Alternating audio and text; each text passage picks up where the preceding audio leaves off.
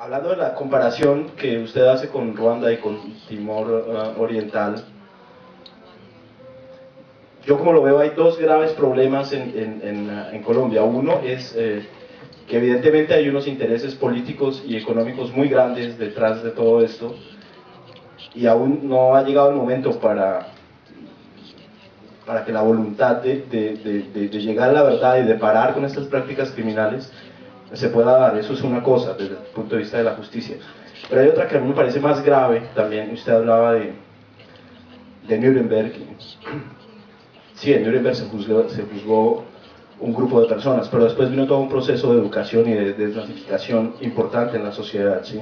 Nosotros en Colombia, que es lo que a mí más me duele y que es lo que más me preocupa, como sociedad todavía no nos hemos dado cuenta de esas víctimas, no las hemos abrazado todavía. Hay dos escenas en el documental que son muy reveladoras de esto. La escena final, por ejemplo, el cajón no entra, o sea, todavía no hay respeto, todavía no se considera a esa víctima, a esa persona que sufrió y que su vida quedó destruida, no se le considera como un sujeto de derechos, como una persona, no se le considera como una persona igual. O la escena en la que la psicóloga le habla a estas personas, es exactamente lo mismo. Esas víctimas son ciudadanos de décima categoría, como si pertenecieran a otro planeta diferente. Y yo pienso que eso es más difícil de romper que un proceso de justicia de muy alto nivel que llegue al fondo de la verdad. Esos dos elementos como para responder. Acerca de la pregunta de si la sociedad colombiana está preparada para escuchar la verdad. Esa es la gran pregunta para la sociedad colombiana. Yo no puedo ni voy a responder eso, pero sí le puedo decir que tengo reflejos de lo que he visto. Por eso dije anteriormente en mi primera y larga respuesta, dije, ya el hecho que distribuidores, los grandes distribuidores de cine en el país, digan, no, eso ya es una primera respuesta. Eso ya es un indicador, un lamentable indicador. Y es ahí donde hay muchos debates, pero ahí es un debate. ¿Por qué se le niega la posibilidad masiva de ver esta película a la sociedad colombiana? Miedo, responsabilidad, son víctimas que no nos duelen, son víctimas de segunda, de chancleta, como digo yo. ¿Dónde está la responsabilidad social de todos los sectores de la sociedad colombiana? Las leyes que se acaban de promulgar, queridos amigos y amigas, importantes, con defectos, pues se pueden corregir en el camino, podemos estar de acuerdo o en desacuerdo, ley de víctimas, ley de tierras, se podrán hacer y sacar adelante solamente con el concurso del gobierno y de los involucrados directos, las víctimas, o tienen que sacarse adelante con todo el concurso de la sociedad colombiana, los medios de comunicación, la academia, la iglesia, los gremios. ¿Dónde ha estado la voz de los gremios del país, de los gremios de la producción, abrazando a estas víctimas? Entonces,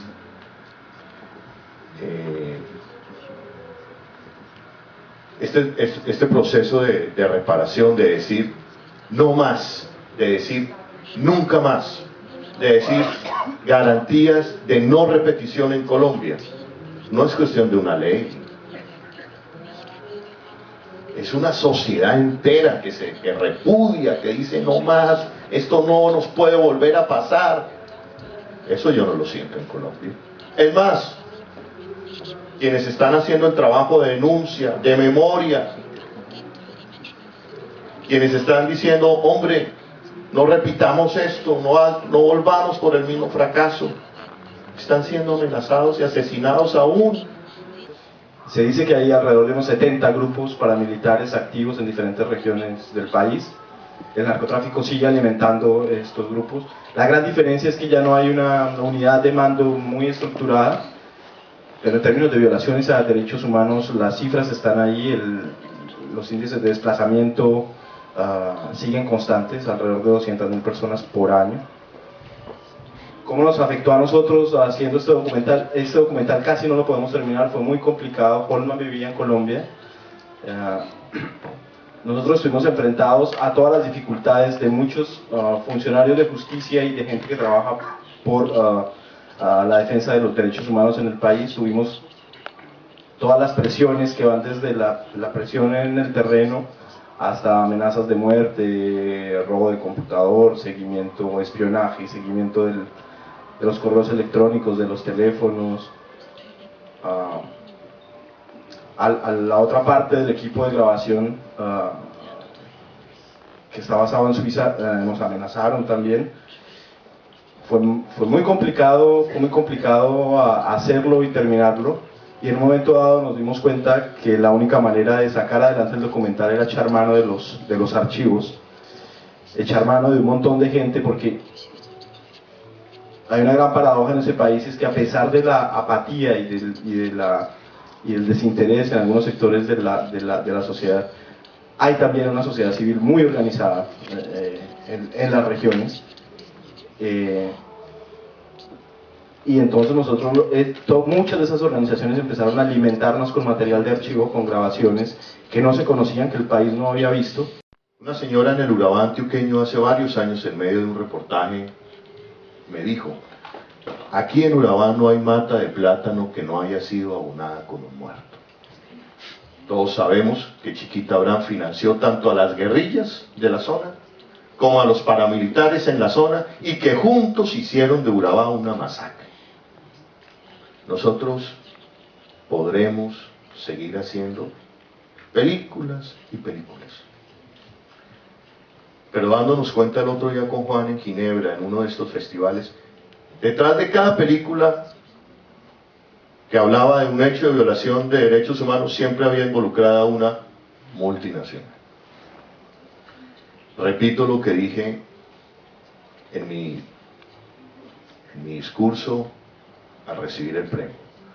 Necesitamos más hombres y mujeres del primer mundo indignados, que se pregunten el cómo y el qué de tanta riqueza en estos países.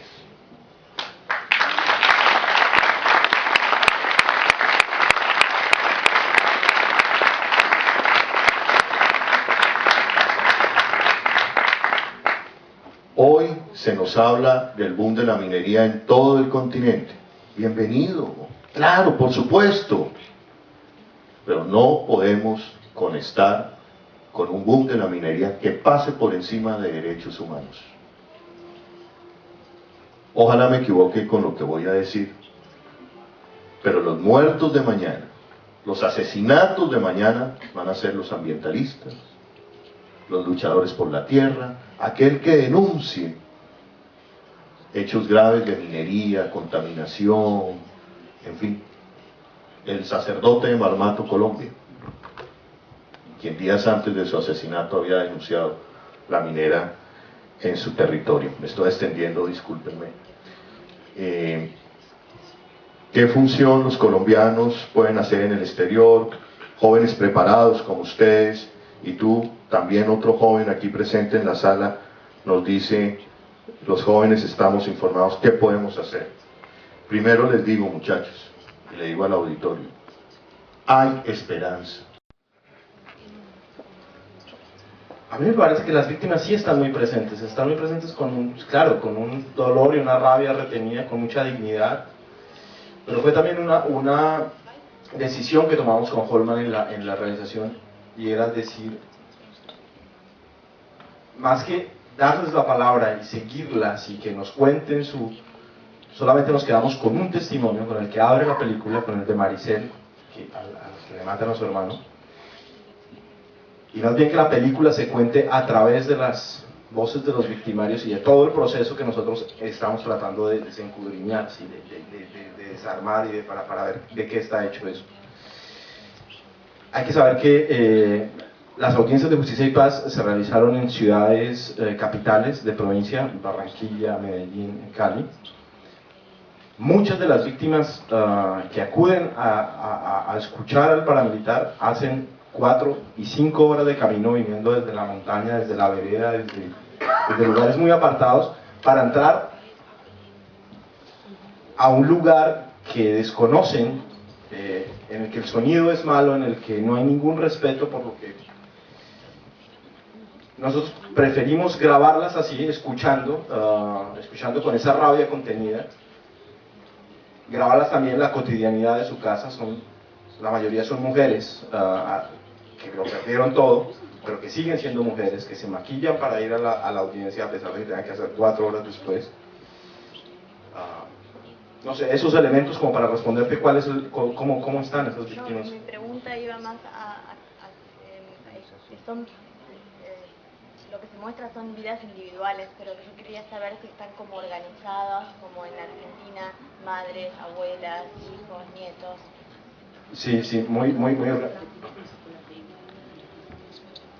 La pregunta es si las víctimas están organizadas en el país de alguna manera, como en Argentina, por ejemplo. Sí, están muy organizadas, en diferentes regiones. Cada región tiene sus particularidades de guerra, de dinámica de la guerra y de su manera de organizarse también. Los indígenas en el Cauca, por ejemplo, con ellos estuvimos grabando durante semanas enteras. Están muy organizados, tienen muy claro lo que están pidiendo, lo que necesitan, no lo incluimos en el documental porque es un tema muy vasto. Teníamos 600 horas para resumir en 1 hora y media, pero la gran paradoja de ese país es que sí, que hay un alto nivel de organización social, a pesar de una gran indiferencia también en otros sectores.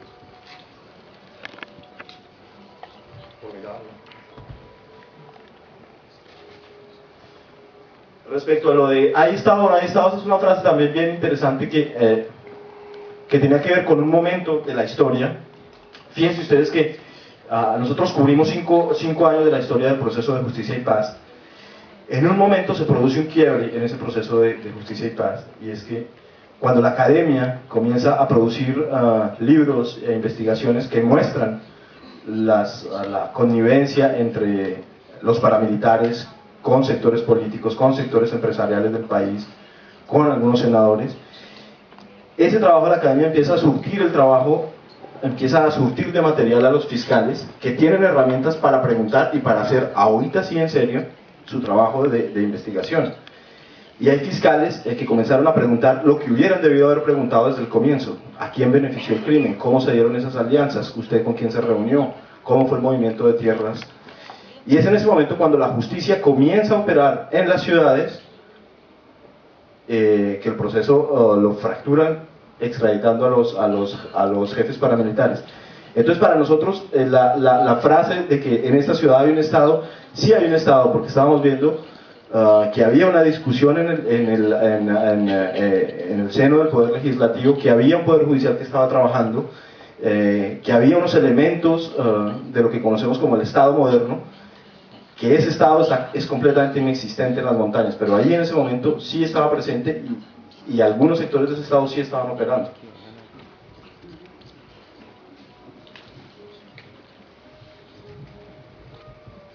Okay, noch die anderen Fragen. Rollmann, für dich vielleicht. Wir haben jetzt noch ein paar Minuten hier im Saal und es kann dann aber noch informell weitergehen.